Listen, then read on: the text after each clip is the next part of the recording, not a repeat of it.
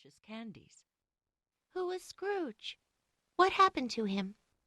asked Effie, with a glimmer of interest in her listless face, as she picked out the sourest lemon drops she could find, for nothing sweet suited her just then. "He was one of Dickens's best people, and you can read the charming story some day. He hated Christmas, until a strange dream showed him how dear and beautiful it was, and made a better man of him." "I shall read it, for I like dreams, and have a great many curious ones myself. But they don't keep me from being tired of Christmas," said Effie, poking discontentedly among the sweeties for something worth eating. "Why are you tired of what should be the happiest time of all the year?" asked Mamma anxiously. "Perhaps I shouldn't be if I had something new, but it is always the same, and there isn't any more surprise about it. I always find heaps of goodies in my stocking, don't like some of them, and soon get tired of those I do like. We always have a great dinner, and I eat too much and feel ill next day. Then there is a Christmas tree somewhere, with a doll on top or a stupid old Santa Claus, and children dancing and screaming over bonbons and toys that break and shiny things that are of no use." "Really, Mamma, I've had so many Christmases all alike that I don't think I can bear another one." And Effie laid herself flat on the sofa, as if the mere idea was too much for her. Her mother laughed at her despair, but was sorry to see her little girl so discontented, when she had everything to make her happy and had known but 10 Christmas days. "Suppose we don't give you any presents at all? How would that suit you?" asked Mamma, anxious to please her spoiled child. "I should like one large and splendid one, and one dear little one, to remember some very nice person by," said Effie, who was a fanciful little body, full of odd whims and notions, which her friends loved to gratify, regardless of time, trouble, or money, for she was the last of 3 little girls, and very dear to all the family. "Well, my darling, I will see what I can do to please you, and not say a word until all is ready.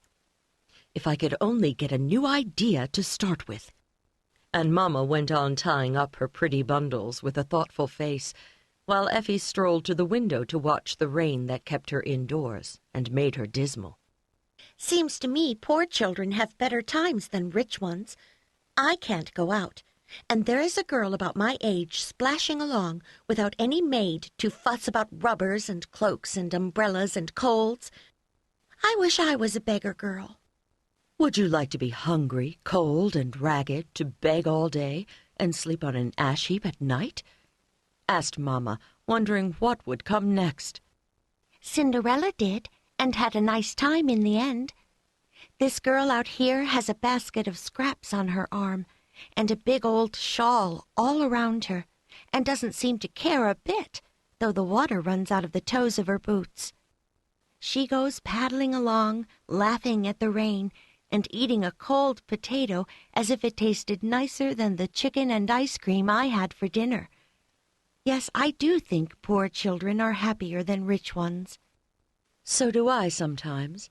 At the orphan asylum today I saw 24 merry little souls who have no parents, no home, and no hope of Christmas beyond a stick of candy or a cake. I wish you had been there to see how happy they were, playing with the old toys some richer children had sent them." "You may give them all mine. I'm so tired of them I never want to see them again," said Effie, turning from the window to the pretty baby house full of everything a child's heart could desire. "I will, and let you begin again with something you will not tire of, if I can only find it." And Mamma knit her brows, trying to discover some grand surprise for this child who didn't care for Christmas.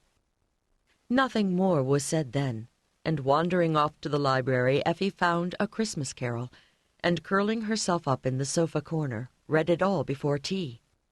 Some of it she did not understand, but she laughed and cried over many parts of the charming story, and felt better without knowing why. All the evening she thought of poor Tiny Tim, Mrs. Cratchit with the pudding, and the stout old gentleman who